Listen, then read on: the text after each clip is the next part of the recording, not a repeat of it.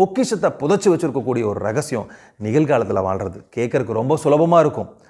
ஒரு முழு நாள் இன்னையிலேருந்து நீங்கள் முயற்சி பண்ணி பாருங்கள். காலையிலேருந்து என்ன வேலை செய்கிறீங்களோ அந்த வேலை செய்கிறத கவனித்து அதில் செய்யுங்க.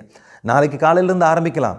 பல்லு தேய்க்கிறதுல மட்டும் கவனம். என் பல்லு சுத்தமாகுது, நான் பல்லு தேய்ச்சிக்கிட்டு இருக்கிறேன், இந்த உடம்பு பல்லு தேய்ச்சிட்டு இருக்கிறேங்கிறத நீங்கள் பார்வையாளராக பார்க்கறது தான் விழிப்புணர்வோட உச்சம், நிகழ்காலத்தில் இருக்கக்கூடிய உச்சம்.